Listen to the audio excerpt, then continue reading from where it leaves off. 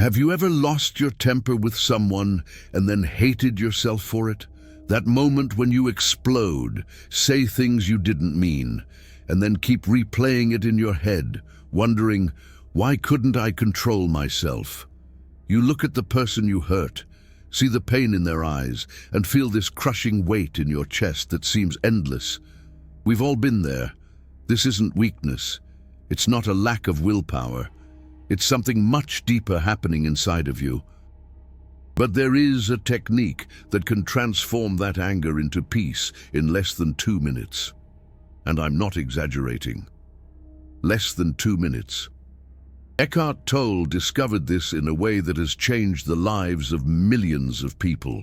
And today, I'm going to show you exactly how it works, step by step. If you've ever promised yourself that you'd never blow up again, only to do it again anyway. If you've apologized 1,000 times for the same thing.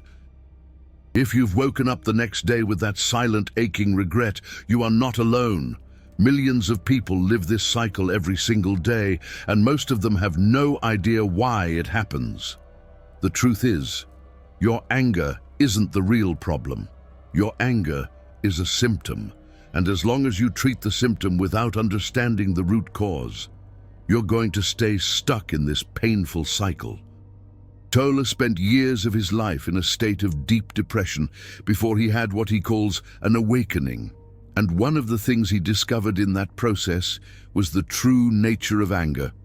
He realized that anger never comes alone. It always carries something underneath. Where there is anger, there is always pain underneath. This simple statement from Eckhart Tolle revolutionized the way we understand our emotions. The anger you feel isn't just anger. It's a layer of protection. A way for your inner self to defend against something that is hurting much more than the present situation. When someone makes a comment that gets under your skin, when something small makes you explode, when you react disproportionately to a situation that you later realize wasn't that serious. What's happening isn't a character flaw. It's your pain body being activated. Pain body. That's the term that Eckhart Tolle uses to describe the accumulation of emotional pain that we all carry. Every time you've been hurt and haven't processed that pain, it gets stored away. Every time you swallowed words you wanted to say, repressed tears that wanted to fall, ignored wounds that needed attention, that pain has been accumulating. And it doesn't just disappear. It stays there, waiting for an opportunity to manifest. And when something in the present triggers that pain from the past, you're not reacting only to what happened now. You're reacting to everything that's been stored away. That's why sometimes you explode over small things. Because it's not about the small thing. It's about all the other things you've never processed. But here's the part that changes everything. Eckhart Tolle discovered that there's a precise moment when you can interrupt this cycle. A moment when the anger hasn't completely taken over. A moment when you still have a choice. And that moment lasts less than 2 minutes. The technique is simple, but it requires something that most people have never learned to do. Observe instead of react. When you feel the anger starting to rise, when you notice that heat in your chest, that tension in your shoulders, that clenching in your jaw, you have a window of approximately 90 seconds. Researchers in neuroscience have confirmed this. The chemical reaction of anger in your body lasts about 90 seconds. After that, what keeps the anger alive is your thinking about it. So, Tolle's technique works exactly in that window. First, you stop. Literally stop. Don't say anything. Don't do anything. Just stop. Second, you breathe. A conscious breath, not an automatic one. A breath where you feel the air entering your body, feel your lungs expanding. Feel the air leaving. Just one breath. Third, you observe. Instead of thinking about what the person did, instead of creating a mental narrative about how you've been wronged, you observe what's happening in your body. Where do you feel the anger? In your chest, in your throat, in your stomach? You simply observe as if you were looking at the emotion from the outside. And here, something extraordinary happens. The moment you observe the anger instead of identifying with it, something shifts. You stop being the anger and start being the one who observes the anger. That change in perspective is everything. Tolle explains that the problem isn't having negative emotions. The problem is identifying with them. When you say, "I am angry," you merge with the emotion. It becomes you. And when you are the anger, you have no choice. The anger controls you. But when you say, "There is anger present," you create space. You become the observer. And the observer always has a choice. This isn't repressing the anger. Repressing is pretending it doesn't exist, pushing it down, ignoring it. That only makes it grow. Observing is different. Observing is acknowledging that it's there, feeling it in the body, but not letting yourself be dominated by it. And in less than 2 minutes, if you genuinely practice this conscious observation, the intensity of the anger diminishes naturally, not because you forced it, not because you repressed it, but because you brought consciousness to it. And consciousness is like light. When you bring light into the darkness cannot remain. Now you might be thinking, this seems too simple. How can a breath and observation transform anger into peace? And that's where most people stop. But if you stick with me, I'll show you why this works so well. Anger is fueled by thought.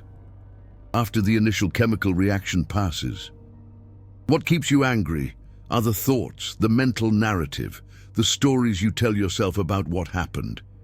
He had no right to talk to me like that. She always does this.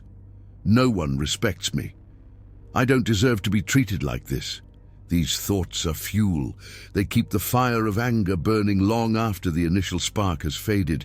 And the more you feed these thoughts, the stronger the anger gets. Tolle's technique interrupts this cycle because it takes you out of the thought and brings you into the body. You can't observe your breathing and create mental narratives at the same time. You can't feel where the anger is in your body and at the same time keep replaying the story of what happened. It's one thing or the other. Either you're present in your body or you're lost in your thoughts. And anger only survives in the thoughts. In the body, it's just energy. And energy can be transformed. Tolle lived this in practice. Before his awakening, he says that he was dominated by constant negative thoughts. His mind was a battlefield, and anger, anxiety, fear were frequent visitors. But after Eckhart Tolle discovered the power of presence, everything changed. He realized that most of our suffering doesn't come from what happens, but from our resistance to what happens. When something irritates us and we resist it, we create additional suffering. The original irritation might last a minute, but our resistance, our mental narrative, can make it last for hours, days, even years. Some people carry anger from things that happened decades ago, not because the situation is still happening, but because they keep fueling the thoughts about it. They keep retelling the story. They keep reliving the pain. And this brings up an important point that Eckhart Tolle emphasizes. Anger doesn't punish the person who hurt you. Anger punishes you. And it does so silently, exhausting your energy, distorting your perspective, keeping you trapped in the past. Have you ever noticed how exhausting it is to be angry? How after an episode of anger, you feel drained? That's because anger consumes an enormous amount of vital energy. Energy that could be used for creating, for loving, for living. Eckhart Tolle compares it to holding a burning coal, intending to throw it at someone else. While you're holding it, waiting for the right moment to throw it, who's getting burned? You are. But hold on, because this isn't even the most important thing. What comes next will help you understand why you react in certain specific ways. Remember when I talked about the pain body? This concept is central to understanding why certain things affect you more than others.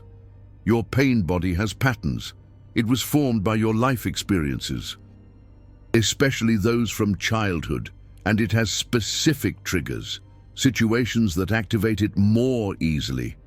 For some people, the trigger is feeling like they're not being heard. For others, it's feeling like they're being criticized. For still others, it's feeling like they're being ignored or rejected. When someone presses that trigger, even unintentionally, even without knowing the trigger exists, your pain body awakens. And when it awakens, it wants to feed. It wants more pain, because that's how it stays alive. This explains why sometimes you pick fights, why you interpret neutral comments as attacks, why you see offense where there was no intention to offend. Your pain body is active, and it's looking for fuel. Eckhart Tolle says that recognizing this is the first step to freeing yourself. When you realize that it's not you who's reacting, but your pain body, you gain distance. You can say to yourself, my pain body has been activated. This isn't about what's happening now. This is about old pain. And that awareness already starts the process of dissolution. The pain body doesn't survive the light of consciousness. It needs unconsciousness to operate. It needs you to identify with it, to believe that you are it. The moment you realize that it's separate from you, that it's something that's happening in you but is not you, it starts to lose strength. That doesn't mean the pain disappears instantly. The pain body was built over years, sometimes decades. It won't go away overnight. But each time you bring consciousness to it, it gets a little smaller. Each time you observe instead of react, it loses a little power. And with time, something incredible happens. You start to have space between the trigger and the reaction. Before, someone would say something, and you'd explode immediately. Now, Jim, someone says something, and you have a moment of choice, a moment in which you can decide how you want to respond. That space is freedom. That space is peace. Eckhart Tolle talks about it in a way that has always resonated with me. He says that between stimulus and response, there is a space. In that space lies our power to choose our response, and in our response lies our growth and our freedom. Most people live without that space. They're like programmed machines. Something happens, they react automatically, without thinking, without choosing. The world presses buttons, and they respond the way they were programmed to respond, but you don't have to live that way. The practice that Eckhart Tolle teaches rebuilds that space, little by little, breath by breath, observation by observation. You gain more and more awareness, and with awareness comes choice, and with choice comes peace. Now let me give you a practical example of how this works in everyday life. Imagine you're in traffic, someone cuts you off. Your first reaction is to curse, honk, maybe even make an obscene gesture. The blood rises, the heart races, you feel a wave of anger washing over your body. This is the moment for those 2 minutes. Instead of following the impulse, you stop, you breathe. You observe what's happening in your body. You notice the heat in your face, the tension in your shoulders, the tightness in your chest, and you simply observe. You don't try to change it. You don't try to forcefully relax. You don't mentally repeat, "Stay calm, stay calm." You just observe what's happening, and something interesting starts to happen. The intensity starts to diminish, not because you forced it, but because consciousness has that effect. It dissolves, it transforms. After a few seconds, maybe a minute, you realize that you're still in traffic. You still got cut off, but something has changed. You're no longer possessed by anger. It might still be there, but you're not IT anymore. You can choose how to respond. Maybe you decide to let it go. Maybe you decide that it's not worth ruining your day because of a stranger. Maybe you even feel a little compassion, thinking that the person must be going through something difficult. This is transformation. This is going from automatic reaction to conscious response. And the most beautiful thing is that the more you practice, the easier it becomes. Your brain literally creates new neural pathways. What was once automatic, explosion, starts to be replaced by a new pattern, observation. You don't need months of meditation to start seeing results. You can start now.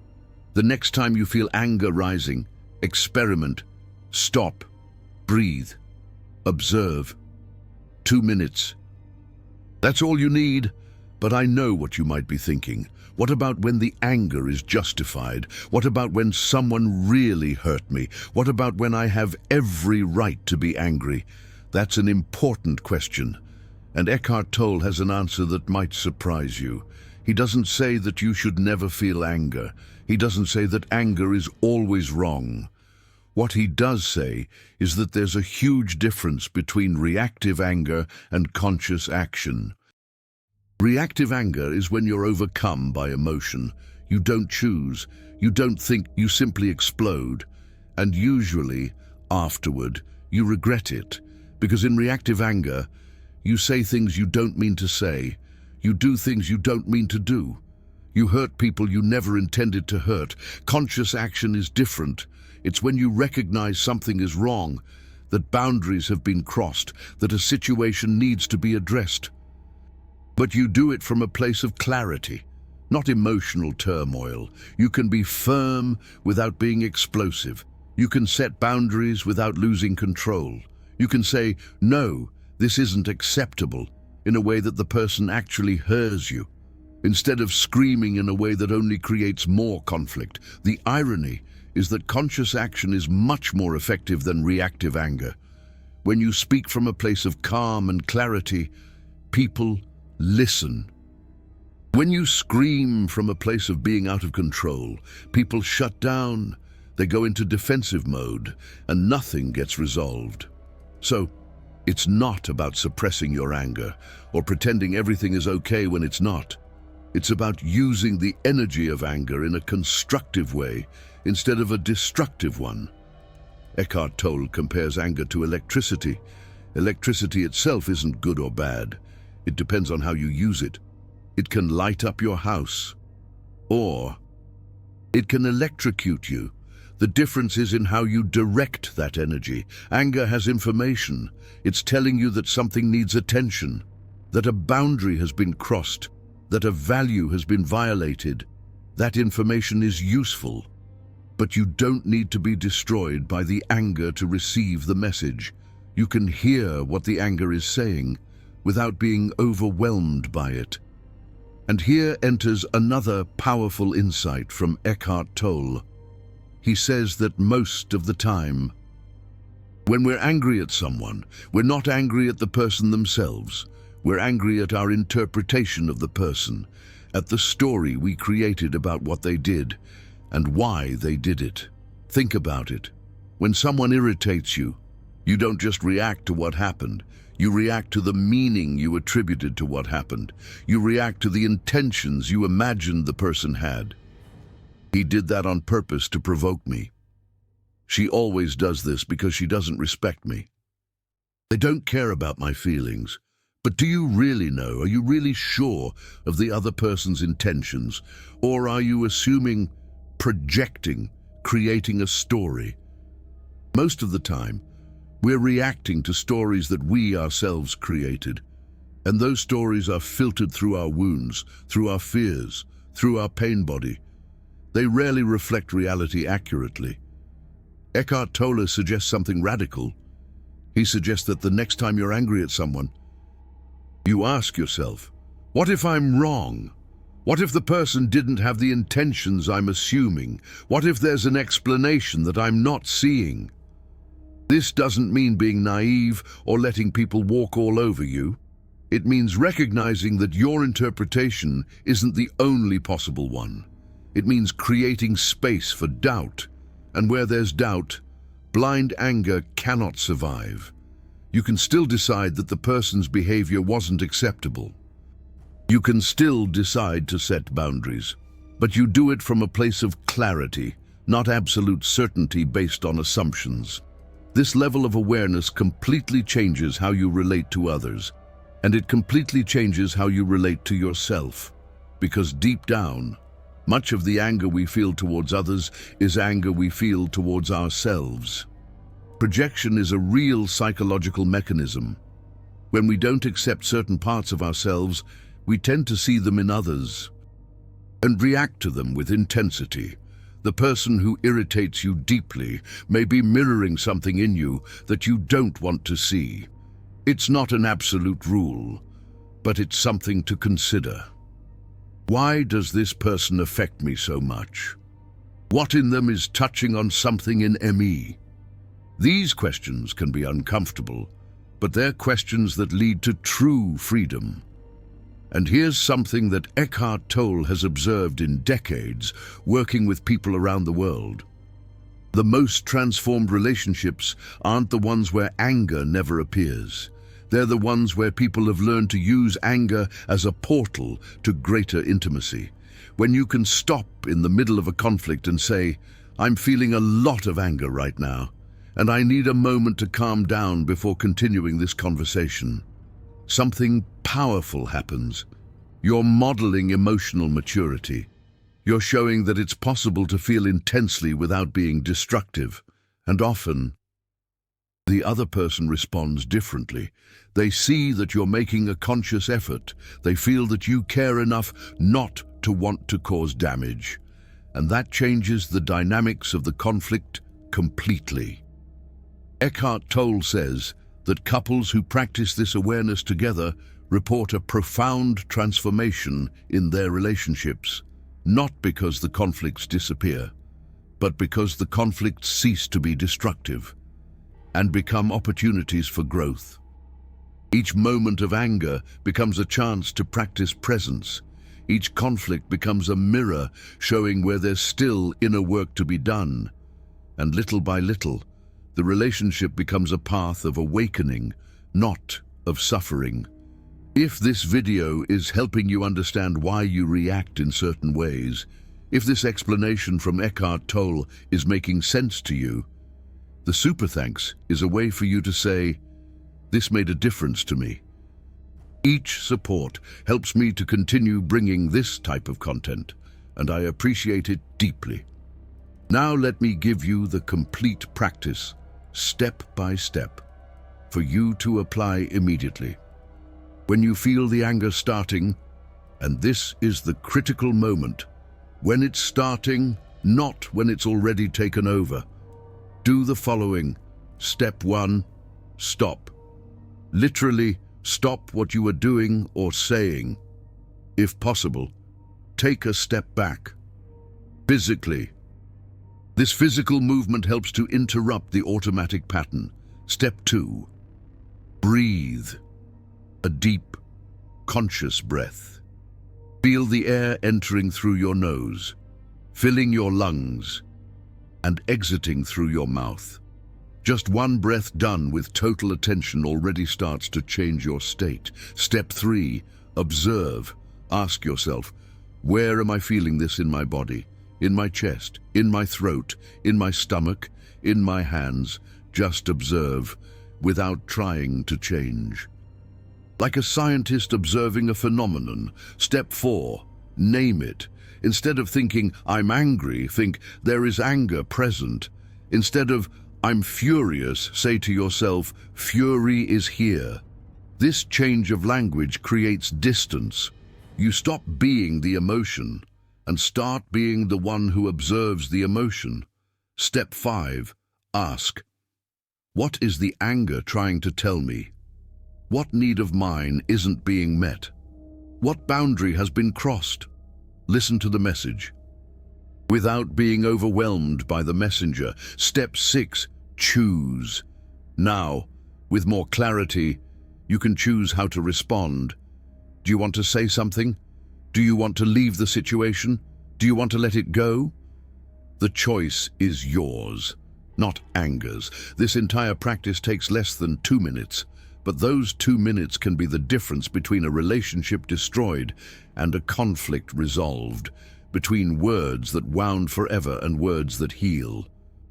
You don't have to be perfect. You will fail. There will be times when anger is faster than your awareness. There will be times when you explode before you remember the practice. And that's okay. It's part of the process.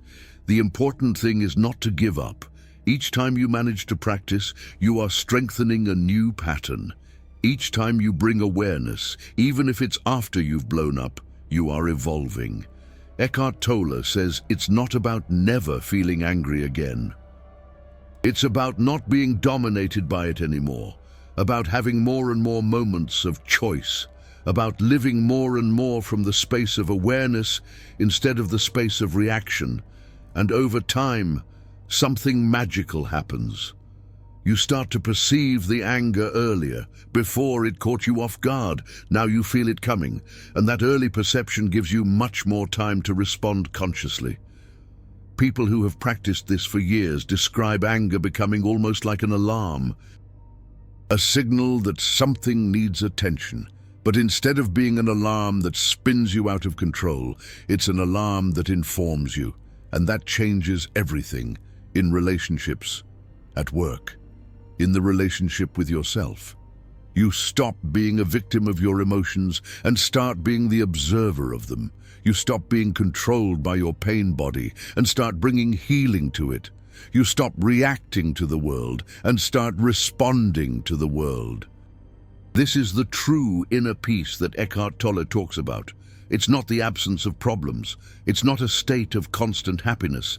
It's the ability to remain present, conscious, choosing, regardless of what's happening around you. And that peace is available to you right now in this moment. It doesn't depend on external circumstances changing. It depends on you changing your relationship with your emotions. If you've made it this far, I want to know, what situation makes you lose your temper the most? Comment down below. And the next time that situation happens, experiment with the 2-minute practice. Then come back and tell me how it went. The transformation begins with a single moment of awareness. That moment can be now.